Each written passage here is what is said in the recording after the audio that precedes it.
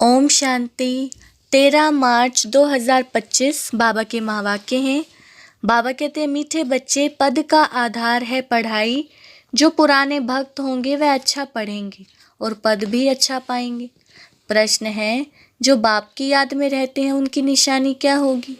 उत्तर, याद में रहने वालों में अच्छे गुण होंगे, वह पवित्र होते जाएंगे, रॉयल्टी आती जाएगी, आपस में मीठा क्षीरखंड होकर रहेंगे, दूसरों को ना देख स्वयं को देखेंगे, उनकी बुद्धि में रहता जो करेगा वह पाएगा। ओम शांति। बच्चों को समझाया गया है कि यह भारत का जो आदि सनातन देवी देवता धर्म है उसका शास्त्र गीता है। यह गीता किसने गाई है कोई नहीं जानते। यह ज्ञान की बातें हैं, बाकी यह होली आदि कोई अपना त्योहार नहीं है। यह सब भक्ति मार्ग के त्योहार हैं। त्योहार है तो सिर्फ एक त्रिमूर्ति शिव जयंती, बस सिर्फ शिव जयंती कभी भी नहीं कहना चाहिए। त्रिमूर्ति अक्षर ना डालने से मनुष्य समझेंगे नहीं। जैसे त्रिमूर्ति का चित्र है, नीचे लिखत हो कि दैवी स्वराज्य आपका जन्म सिद्ध अधिकार है। शिव भगवान बाप भी है ना, जरूर आते हैं, आकर स्वर्ग का मालिक बनाते हैं। स्वर्ग के मालिक बने ही हैं राजयोग सीखने से। अंदर चित्रों में तो बहुत ज्ञान है। चित्र ऐसे बनाने हैं जो मनुष्य देखने से वंडर खाएं। वह भी जिन्होंने बहुत भक्ति की होगी वही बहुत अच्छी रीति ज्ञान उठाएंगे। कम भक्ति करने वाले ज्ञान भी कम उठाएंगे तो पद भी कम पाएंगे। दास दासियों में भी नंबरवार होते हैं ना। सारा मदार पढ़ाई पर है, तुम्हारे में बहुत थोड़े हैं जो अच्छी रीति युक्ति से बात कर सकते हैं। अच्छे बच्चों की एक्टिविटी भी अच्छी होगी, गुण भी सुंदर होने चाहिए। जितना बाप की याद में रहेंगे तो पवित्र होते जाएंगे और रॉयल्टी भी आती जाएगी। कहाँ कहाँ तो शूद्रों की चलन बड़ी अच्छी होती है और यहाँ ब्राह्मण बच्चों की चलन ऐसी है, बात मत पूछो। इसलिए वह लोग भी कहते हैं, क्या इनको ईश्वर पढ़ाते हैं? तो बच्चों की ऐसी चलन नहीं होनी चाहिए। बहुत मीठा क्षीरखंड होना चाहिए। जो करेंगे सो पाएंगे, नहीं करेंगे तो नहीं पाएंगे। बात तो अच्छी रीति समझाते रहते हैं ना। पहले पहले तो बेअद के बाप का परिचय देते रहो। त्रिमूर्ति का चित्र तो बड़ा अच्छा है। स्वर्ग और नर्क भी दोनों तरफ हैं, गोले में भी क्लियर है। कोई भी धर्म वाले को इस गोले पर व झाड़ पर तुम समझा सकते हो। इस हिसाब से तुम स्वर्ग में नई दुनिया में तो आ नहीं सकेंगे। जो सबसे ऊंच धर्म था, सबसे साहूकार था, वही सबसे गरीब बने हैं। जो सबसे पहले पहले थे, संख्या भी उनकी जास्ती होनी चाहिए, परंतु हिंदू लोग बहुत और धर्मों में कन्वर्ट हो गए हैं। अपने धर्म को ना जानने कारण और धर्मों में चले गए हैं, या तो हिंदू धर्म कह देते हैं। अपने धर्म को भी समझते नहीं हैं। ईश्वर को पुकारते बहुत हैं, शांति देवा, परंतु शांति का अर्थ समझते नहीं हैं। एक दो को शांति की प्राइज देते रहते हैं। यहाँ तुम विश्व में शांति स्थापन करने के निमित्त बने हुए बच्चों को बाप विश्व की राजाई प्राइज में देते हैं। यह इनाम भी नंबरवार पुरुषार्थ अनुसार मिलता है। देने वाला भगवान बाप है। इनाम कितना बड़ा है। सूर्यवंशी विश्व की राजाई। अभी तुम बच्चों की बुद्धि में सारे वर्ल्ड की हिस्ट्री, ज्योग्राफी, वर्ण आदि सब है। विश्व की राजाई लेनी है तो कुछ मेहनत भी करनी है। पॉइंट तो बहुत सहज है। टीचर जो काम देते हैं वह करके दिखाना चाहिए, तो बाबा देखें कि किसमें पूरा ज्ञान है। कई बच्चे तो मुरली पर ध्यान भी नहीं देते हैं, रेगुलर मुरली पढ़ते नहीं। जो मुरली नहीं पढ़ते वे क्या किसका कल्याण करते होंगे? बहुत बच्चे हैं जो कुछ भी कल्याण नहीं करते, ना अपना ना औरों का करते हैं। इसलिए घोड़े सवार प्यादे कहा जाता है। कोई थोड़े महारथी हैं, खुद भी समझ सकते हैं कि कौन कौन महारथी हैं। कहते हैं बाबा गुलजार को, कुमारका को, मनोहर को भेजो, क्योंकि खुद घोड़े सवार हैं, वह महारथी हैं। बाप तो सब बच्चों को अच्छी रीति जान सकते हैं।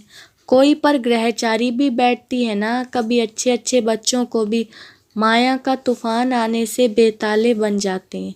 ज्ञान तरफ अटेंशन ही नहीं जाता है। बाबा को हर एक की सर्विस से मालूम तो पड़ता है ना। सर्विस करने वाले अपना पूरा समाचार बाबा को देते रहेंगे।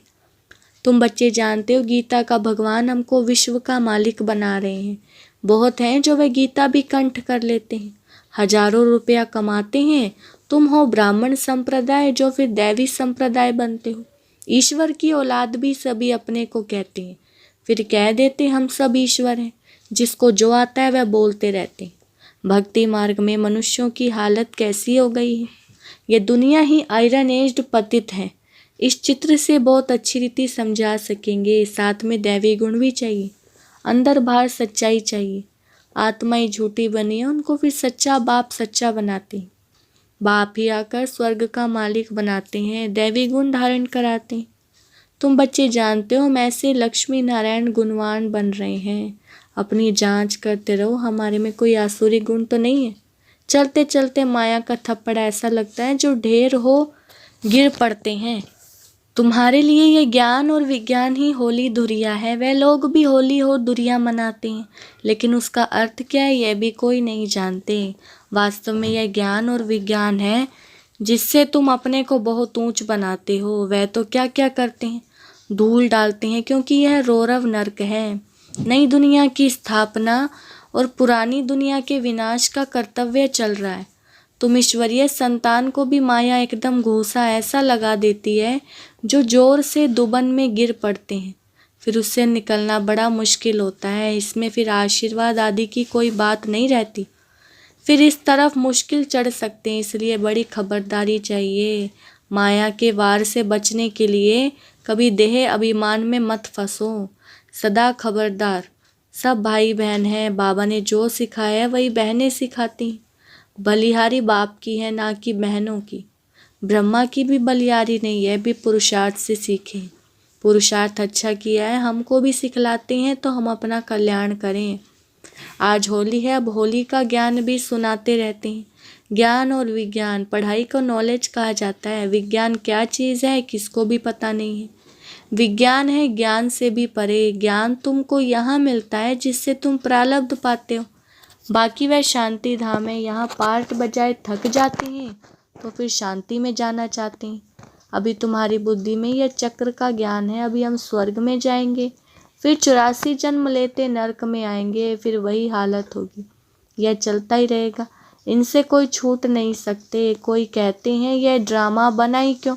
अरे यह तो नई दुनिया और पुरानी दुनिया का खेल है, अनादि बना हुआ है। झाड़ पर समझाना बहुत अच्छा है। सबसे पहली मुख्य बात है बाप को याद करो तो पावन बन जाएंगे। आगे चल मालूम पड़ता जाएगा कि कौन कौन इस कुल के हैं जो और धर्मों में कन्वर्ट हो गए हैं। वह भी निकलते जाएंगे। जब सभी आएंगे तो मनुष्य वंडर खाएंगे। सबको यही कहना है कि देह अभिमान छोड़ देही अभिमानी बनो। तुम्हारे लिए पढ़ाई ही बड़ा त्योहार है जिससे तुम्हारी कितनी कमाई होती है। वो लोग तो इन त्योहारों को मनाने में कितने पैसे आदि बर्बाद करते हैं, कितना झगड़ा आदि होता है। पंचायती राज्य में कितने झगड़े हैं। किसको रिश्वत देकर भी मरवाने की कोशिश करते हैं। ऐसे बहुत मिसाल होते रहते हैं। बच्चे जानते हैं सत्युग में कोई उपद्रव होता ही नहीं। रावण राज्य में बहुत उपद्रव है। अभी तो तमो प्रधान है ना। एक दो में मत ना मिलने कारण कितना झगड़ा है। इसीलिए बाप समझाते रहते हैं इस पुरानी दुनिया को भूल अकेले बन जाओ। घर को याद करो, अपने सुख धाम को याद करो। किससे जास्ती बात भी ना करो, नहीं तो नुकसान हो जाता है। बहुत मीठा शांत प्यार से बोलना अच्छा है, जास्ती ना बोलना अच्छा है। शांति में रहना सबसे अच्छा है। तुम बच्चों तो शांति से विजय पाते हो, सिवाय एक बाप के और कोई से प्रीत नहीं लगानी है। जितना बाप से प्रॉपर्टी लेना चाहो उतनी ले लो, नहीं तो लौकिक बाप की प्रॉपर्टी पर कितना झगड़ा हो पड़ता है। इसमें कोई खिटखिट नहीं, जितना चाहे उतनी पढ़ाई से ले सकते हो। अच्छा, मीठे मीठे सिकिलदे बच्चों प्रति माता पिता बाप दादा का याद प्यार और गुड मॉर्निंग। रूहानी बाप की रूहानी बच्चों को नमस्ते।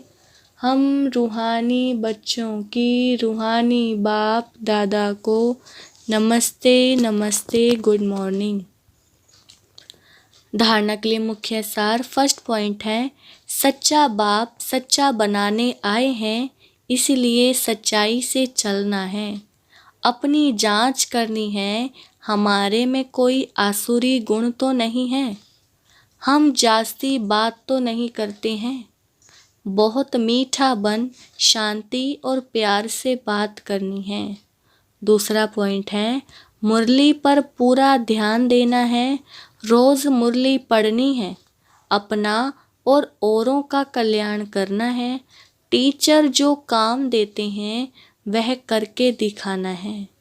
बाबा ने वरदान दिया है होली शब्द के अर्थ को जीवन में लाकर पुरुषार्थ की स्पीड को तेज करने वाले तीव्र पुरुषार्थी भव। वरदान का विस्तार है होली अर्थात जो बात हो गई, बीत गई, उसको बिल्कुल खत्म कर देना, बीती को बीती कर आगे बढ़ना है, यही है होली मनाना। बीती हुई बात ऐसे महसूस हो जैसे बहुत पुरानी कोई जन्म की बात है। जब ऐसी स्थिति हो जाती है तब पुरुषार्थ की स्पीड तेज होती है। तो अपनी या दूसरों की बीती हुई बातों को कभी चिंतन में नहीं लाना, चित्त पर नहीं रखना और वर्णन तो कभी नहीं करना, तब ही तीव्र पुरुषार्थी बन सकेंगे। स्लोगन स्नेह की सहज याद का साधन है, इसलिए सदा स्नेही रहना और स्नेही बनाना। मातेश्वरी जी के अनमोल महावाक्य गुप्त बांधेली गोपिकाओं का गायन है। गीत बिन देखे प्यार करूं, घर बैठे याद करूं। अब यह गीत कोई बांधेली मस्त गोपी का गाया हुआ है। यह है कल्प कल्प वाला विचित्र खेल। बिन देखे प्यार करते हैं, दुनिया बेचारी क्या जाने। कल्प पहले वाला पार्ट हूबहू रिपीट हो रहा है। भल उस गोपी ने घर बार नहीं छोड़ा है, परंतु याद में कर्म बंधन चुकतू कर रही है। तो यह कितना खुशी में झूम झूम कर मस्ती में गा रही है। तो वास्तव में घर छोड़ने की बात नहीं है, घर बैठे बिन देखे उस सुख में रह सर्विस करनी। कौन सी सेवा करनी है? पवित्र बन पवित्र बनाने की। तुमको तीसरा नेत्र अब मिला है, आदि से लेकर अंत तक बीज और झाड़ का ज्ञान तुम्हारी बुद्धि में है। तो बलिहारी इस जीवन की है। इस नॉलेज द्वारा 21 जन्मों के लिए सौभाग्य बना रहे हैं। इसमें अगर कुछ भी लोक लाज विकारी कुल की मर्यादा है तो वो सर्विस नहीं कर सकेंगे। यह है अपनी कमी। बहुतों को विचार आता है कि यह ब्रह्मा कुमारियां घर फिटाने आई हैं, परंतु इसमें घर फिटाने की बात नहीं है। घर बैठे पवित्र रहना और सर्विस करनी है, इसमें कोई कठिनाई नहीं है। पवित्र बनेंगे तब पवित्र दुनिया में चलने के अधिकारी बनेंगे। बाकी जो नहीं चलने वाले हैं वह तो कल्प पहले वाली शत्रुता का पार्ट बजाएंगे।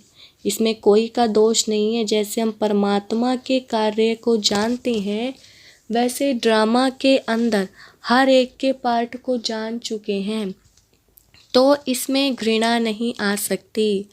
ऐसे तीव्र पुरुषार्थी गोपियां रेस कर विजय माला में भी आ सकती हैं। अच्छा, अव्यक्त इशारे सत्यता और सभ्यता रूपी कल्चर को अपनाओ। जो भी ज्ञान की गुह्य बातें हैं उसको स्पष्ट करने की विधि आपके पास बहुत अच्छी है और स्पष्टीकरण है। एक एक पॉइंट को लॉजिकल स्पष्ट कर सकते हो, अपनी अथॉरिटी वाले हो। कोई मनोमय व कल्पना की बातें तो है नहीं, यथार्थ है, अनुभव है। अनुभव की अथॉरिटी, नॉलेज की अथॉरिटी, सत्यता की अथॉरिटी, कितनी अथॉरिटीज़ हैं। तो अथॉरिटी और स्नेह दोनों को साथ साथ कार्य में लगाओ। अच्छा, ओम शांति।